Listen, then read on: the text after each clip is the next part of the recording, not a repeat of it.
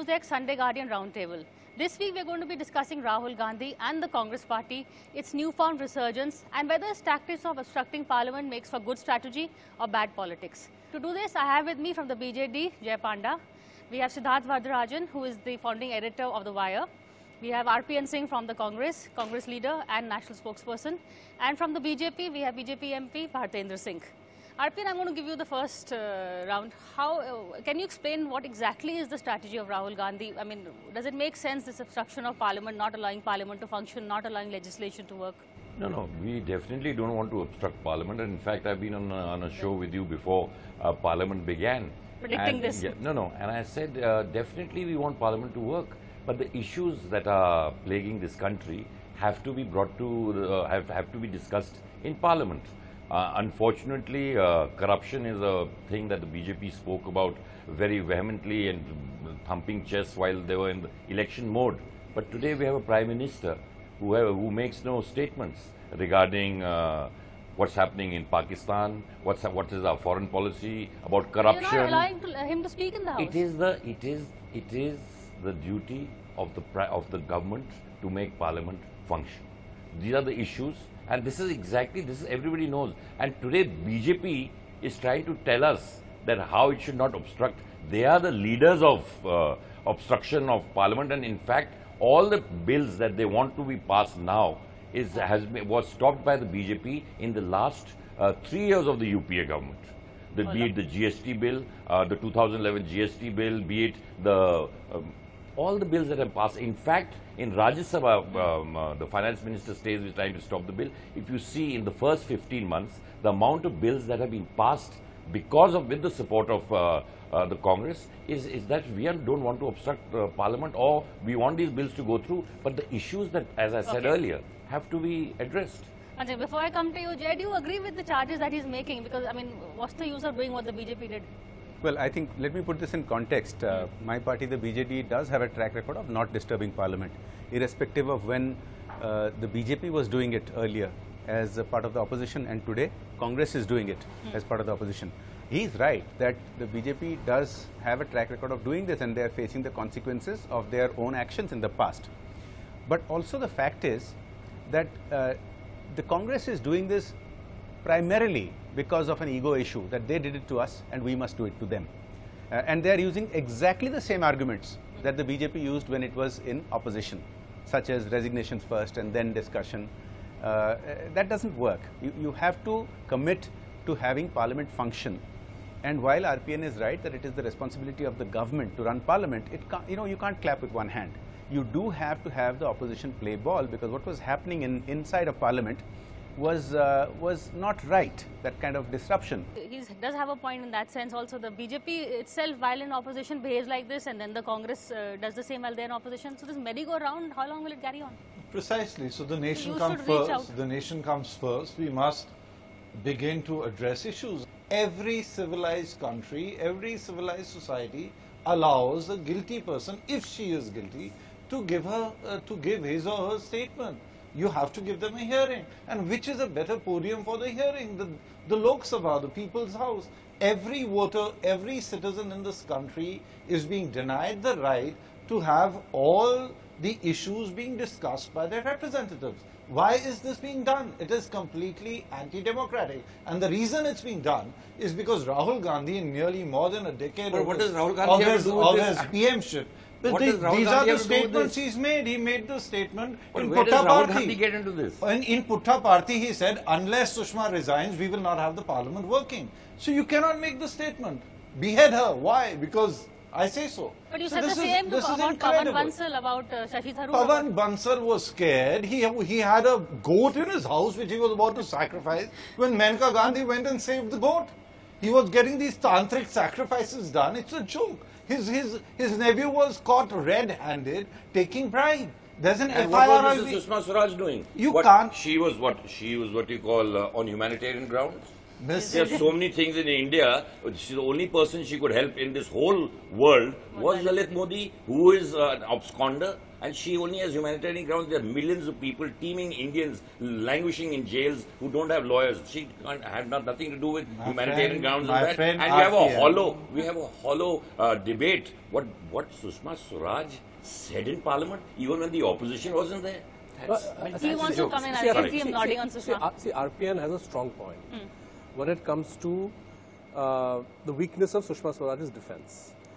Where I feel he and the Congress party are on the wrong foot is in not insisting that Parliament be the forum where this debate takes place. Because I think, given the burden of facts and given the kind of argumentation that Sushma ji has made, where I personally feel she's digging a bigger hole for herself. Right? On the first day, she admitted helping Lalit Modi. Now she's trying to say, I didn't help him. I only told the British that if you want to help him, you can go ahead. She's on a sticky wicket. And I think that the tactic of boycotting Parliament or not letting it function is becoming counterproductive. I'm not sure that the wider public is very convinced by the argument that, well, you did it first. I think that argument has a certain validity. It's good to raise it. Had they raised it, even while they concede that they are going to have a discussion on the floor of the House, I think the Congress would have really taken the moral high ground. So I think, they're letting Sushma Swaraj and the government off the hook, quite frankly. What she said yesterday, I think Anand Sharma did a pretty good job in punching holes in it. So if that had happened on the floor of the House, where people are watching with the same degree of, concentration as they did perhaps her speech, Congress would have been in a much better position. Yeah, 27 hours. I just want to say, he's got a private member's bill right now. And there are two other bills that have to be presented. There are 27 hours of Parliament that have been lost. There are 93 adjournment motions that have been presented. Let's not go down that path. How many hours? 88% of Parliament was disrupted by the BJP. Let's not go down that path. What the question here is, we never threw out any BJP. You know how were undemocratically the MPs were expelled? People who were not even in the House. So it was a pre-planned by the BJP to expel, to have a Congress-Mukt Parliament. The public won't do it, so they did it through other norms. But even those people were thrown out. And they are both Lok Sabha MPs. Congress MPs were thrown out of the House for not even raising Mr. Mullapalli Ramchandran was not even in the House. He did not even raise a slogan. How was he evicted out? So this is exactly the Gujarat model, where we had the Chief Minister of then. He used to throw out even the leader of opposition and pass bills. But India is watching. This is a democracy, is in a larger stage. He cannot run Parliament by throwing out the whole opposition out and pass bills. Let me give the data. Just let me give the data. 63 members were suspended in 1989 when there was a Congress government. 12 members in 2013. Telangana, 9 members How many again, BJP guys are 9 members again in Telangana, and 5 members again in 2014 by the Congress government. How many BJP guys are Telangana. All of them were suspended under the same rule. How many BJP MPs? Because the BJP MPs were not misbehaving and climbing onto the speaker's table. But Mr. Mullapalli Ramchandran wasn't even in the House. Okay, let Jay come in. We have said that wherever there are infirmities, if somebody has been suspended by error, that must be corrected. And also perhaps a message should have been sent by maybe 1 day's suspension instead of 5 to begin with. But I think my friend RPN is being disingenuous, because as Bhartendra was pointing out, there have been suspensions irrespective of who has been running the government. But there is a bigger issue here. The bigger issue is the Speaker is not only empowered to use that rule to enforce discipline, but repeatedly has been implored by all parties, by his party, by my party, by his party. And so also in the Rajya Sabha, the Vice President has been repeatedly authorized by all party resolutions that discipline must be maintained and the House must function. And the reality is very simple. His party is facing the karma of what they did when they were in opposition, and his party is just taking up the cudgels where it was left off earlier. But a time has come, and I agree with Siddharth, that this is a case of diminishing returns. I think they will soon enough realize that it's enough of tu meme, that you did it, so I'm doing it to you. At some point, somebody has to say, all right, enough is enough. Let's leave the past behind. Let's start a new chapter. Somebody has to be mature. A, the country is losing. B, yes, the government is being put to some difficulty, but the opposition is losing much more. Let me put another thought on the table. That it's my sense that the BJP is actually quite happy with disruption. He's not looking very happy. I think if you look at, I think the BJP has staged 2 calculated provocations. Okay, knowing full well that the Congress would overreact. One was the allegations that they unveiled against chief ministers, which to my mind, given the kind of mood that was brewing among a section of congressmen, that are we right to boycott or not, was perhaps unwise. It was a provocation. And the second, of course, as Jay says, going for a full-fledged 5-day suspension instead of 1 or 2 when that might have worked. These are, they may well be justified, they may well have precedence, but they are not, they are symptomatic of a ruling party that actually is quite happy to allow the chaos to continue, because they know in a proper discussion, and this is where in a way the foolishness of the Congress tactics get exposed. They know that in a full discussion, Sushma Ji doesn't have a leg to stand on. You know, the kind of logic she gave yesterday in a proper debate in Parliament would be, countered so effectively. And I think this is the real tragedy. Does Rahul need to rethink the strategy? And Arpin, how much of this we are told that Rahul is giving this take no prisoners attitude? He's behind this aggression. Why? I think the BJP only has this. It's nothing to do with nonsense. These are the issues which you're talking about. But as Jay earlier said, it is the responsibility of the government to run Parliament. The Prime Minister has not even reached out to the opposition parties. In these days of log jams that are there, when we were in government, the Prime Minister always reached out to opposition parties and tried to make everybody come on board. The Prime Minister does not even attend the all-party meeting. And if this is the way that the Prime Minister thinks that he is going to break the log jam, he has to reach out to opposition parties and talk to them. Meaning, well, how the is all-party meeting is never attended by Prime Ministers. It is attended by the Minister of Parliamentary Affairs. I'll just try to bring you back Prime Minister Manmohan Singh when he was the Prime Minister. 18 parties attended the the 2 all parties meeting. Everybody agreed, and the Speaker just had two requests, which everybody agreed to apart from the Congress, that placards should not be shown and people should not come into the well of the House. All agitation and whatever you have to say can be said while standing up from your seats. That is all the 2 things she said. When you're going to climb onto her table, where is the Prime Minister Bhartinder Singh? He does not want to break the log jam. He doesn't want to talk about corruption. Where is the Prime Minister? Where is the Prime Minister? Since he was in the all-party meeting, allow him. Yeah. I wasn't one of my colleagues, but let me point out. The last government, which was good at reaching out across the aisle and finding consensus, was the government of Atal Bihari Vajpayee. Even in the 10 years before this government, I disagree. The government was not very good at reaching out and building consensus because the track record speaks for itself. It wasn't functioning. Be that as, yes, the government does need to reach out, but the opposition also needs to climb down from its maximalist position. The reason the all-party meeting didn't work is that RPN's party stood firm on the issue that there must be resignations before any discussion. So there was no compromise at all. Now, that's like going to a courtroom and saying you hang somebody and then the trial can start. That's exactly. And that's not correct. But because my party and many other parties are outraged by some of the allegations that have been raised. And they need to be pursued with proper discussion in Parliament. But you can't say that somebody has to first resign and then have a discussion. I'm waiting for a compromise to be put along the following lines, where the Congress says, okay, fine, we will back off. So we're not going to insist that you resign first, but let the government concede that a judge will go into the allegations against Sushma and Vasundhara and Chauhan. They're not even ready to concede. They're not even ready to concede that they've done anything wrong. The funny part is the whole world has seen the evidence against all these people, but they are not even ready to concede. Forget conceding. The Prime Minister has not even opened his mouth. In fact, the Prime Minister said that he is going to be the, what he calls, chowkidar against corruption. But he seems to become the chowkidar for brush. Their point is the allegations haven't yet been proven, as against whether Pawan Bans or whatever. Some charges were filed. FIRs had been made. Charges were filed. FIR had been made. The inquiry had been completed and recommended that the FIR be made against Pawan Bansal in the 2G scam and the agreed to helping Lalit Modi. What else? The person who's the culprit himself has accepted. She has come. Unfortunately, your party wasn't there, but she had come to the House. We saw it on Allow me to television. finish. We saw it on television. Allow me to finish, RPN. Yeah. She had come to the House and she's given her statement and she has said that whatever the wish of the House is, she will follow it.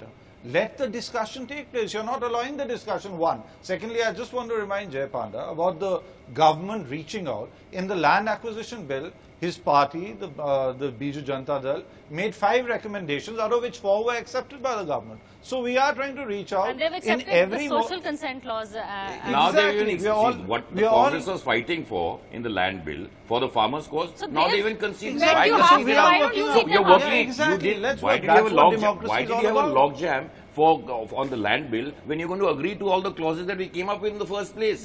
Why not talk about it? That is democracy. But that's you democracy. discuss and you move I on. want to say too, I think there is an underlying fundamental that is being forgotten.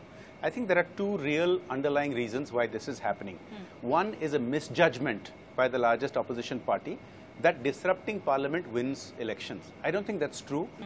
Now, I think being a younger leader in the opposition, he should also recognize that there is a limit beyond which this becomes a case of diminishing returns, and it will harm their own electoral prospects if they are seen as being against the national interest. If Rahul Gandhi had not continued with the land bill, they wanted to steamroll the land bill. It was his persistence, and he led the land bill right from the front when the BJP wanted to change it.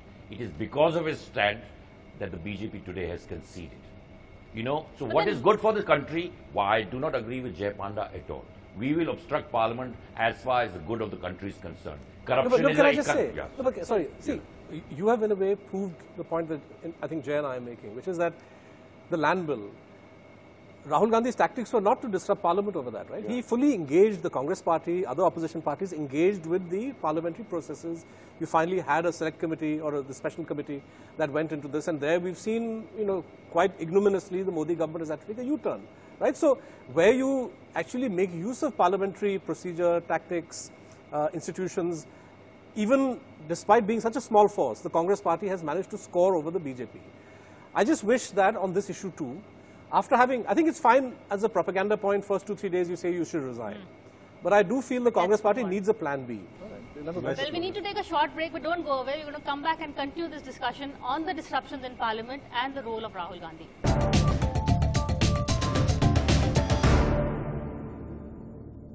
Welcome back to the Roundtable. We are discussing the disruptions in Parliament, the role of Rahul Gandhi and the Prime Minister.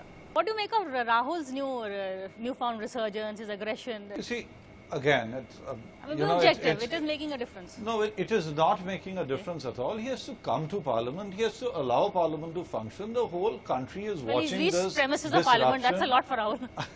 Well, you said it. That's what the country thinks about him, you know. It's about time that he comes and makes some good speeches in Parliament and contributes to the working of the Parliament and not disrupt. Also, I would like to add here that senior leaders like Kamal Nath is not attending. His Highness Patiala Maharaja Amrinder Singh is not Kamal Nath attending. is there every day. He's not attending. He's Kamal not in the house. Every day. I'm in the house and Jay is there. See the record where he signs on you. He is trying to sideline these senior leaders. It doesn't work. These are the people who can carry the... We saw in the first session, these are the people who could really contribute and carry the house forward. Is Rahul sidelining the Let's old start guard? with, is the Prime Minister attending? Both of you are in house. Is Yes. the Prime Minister attending? The Prime Minister attends the Parliament and is on, he's off to Tamil speeches and Nadu. long There's speeches. But disruptions is in the Prime... Parliament. but The Parliament in is not functioning. let's see his track record. There's a record. Yes. How many days has the Prime Minister gone? There's the attendance. We can find out how many days the Prime Minister has been in Parliament. Rahul Gandhi has been in the House whenever Parliament has worked, and he's made speeches. Not always. He was in Andhra last week. In the opposition, you've seen his rage. Whenever he gets up, we have 3 BJP ministers as if they're on hot seats and they try to... shout him down. He just asks simple questions about farmers in Punjab, and we have rabid ministers going completely, I don't want to use a harsh word, but unparliamentary. I'd keep it at unparliamentary. He raises something about net neutrality, and we have ministers going out of the way. So but that shows a responsive government. So why are you opposing Parliament? Why don't they be that responsive on corruption? Why don't they be so responsive? He's stuck out on the land bill, and the government has backed down, right? So as in a way, the Siddharth government said, is not just stonewalling him, they are coming let me forward. clarify. Why don't they come down with corruption then? The corruption is a big issue in this country, and this is something the Prime Minister tom-tommed about. But why is the Prime Minister silent on corruption? Yeah, what worries me I want to clarify this, and Jay knows this, since we are both in the Lok Sabha, that the land acquisition bill was passed in the Lok Sabha, but because everybody wanted more, discussion on it, that's why it was referred to a joint committee. It is not the tradition that once it is passed by the Lok Sabha, it should be referred. But because the government wants to take everybody along, that is why it was referred to a joint committee. And the joint committee has taken some more time because they want to discuss it further. Okay. As he knows. The ordinance, that's why they had ordinances 3 times. They tried very hard to push it through. When they've fallen flat on their faces, now they're taking the escape route out. The ordinance argument is a little odd because over the past 67 years, on average, there have been 10 ordinances every year. And this last 15 months has been no different. In fact, slightly less than average. Exactly. So that's not a real argument. Both, I mean, all governments have done it at different times. But the reality is very clear that, we are not recognizing as members of the opposition, not all of us, that Parliament not functioning, as Siddharth was pointing out, often can suit the government because they can carry on governing even if they don't get all the legislation through that they want. But we are missing a great opportunity. What is happening by disruption of Parliament is duplication of what is happening by rallies and protests outside or discussions in TV studios, whereas Parliament is another forum where using parliamentary tactics and parliamentary rules, we have the opportunity of really asking searching, probing questions of the government, and that is not happening. Especially when you have a situation where neither the Prime Minister nor the External Affairs Minister present themselves for questions to the media, from the media. Right? So if the media aren't able to do their job, at least Parliament ought to, and I really wish that the Congress would take its opposition in Parliament. Precisely. So it is denying the people, not allowing Parliament to function, is denying the people an opportunity to hear the evidences of all sides. So the 3 of us are asking you, let the Parliament function. The thing is, Priya, if you go through the record of the Parliament, which was when the Parliament was in session last time. Why are you doing it? When it was in Parliament session last time, this government, the maximum number of bills were passed and maximum sittings took place because that was the kind of situation that the government allowed. The thing is, they allowed all the discussion and all the important bills, which they told we let it be passed in the Rajya Sabha and the Lok Sabha. But we are only saying that corruption is such a big issue. Why is it that the Prime Minister has forget taking action? I have to keep repeating myself because we are all shocked that which yoga asana is he in that he can't break his Maun Vrat. Okay, last on Rahul Gandhi, which is actually what we were beginning to discuss. Do you think he's better as the leader of opposition, Siddharth, or than he was in government? Look, politics is a dynamic process, right? You prove yourself in opposition, then people see that you are fit to be leader of the country. I think the handicap he had in the 2014 election is that he wasn't visible in government, not to speak of not being an opposition figure. So I think so I think here he has an opportunity to lead from the front. I would imagine that in the fitness of time he will actually take on the formal mantle of House leader, of opposition leader, not LOP, but as leader of the Congress in the House, so that you lead from the front and not from the backbench. But I think this is an opportunity for him to prove his leadership credentials, something which in 2014 the electorate, unfortunately or fortunately, didn't see in him. So Rahul's got an opportunity to lead. Now we just want him to lead from inside the House and not outside the House. Inside and from the front. And from the front. But that's all from us now. Thank you for watching this edition of Roundtable. We'll see you again, same time next week.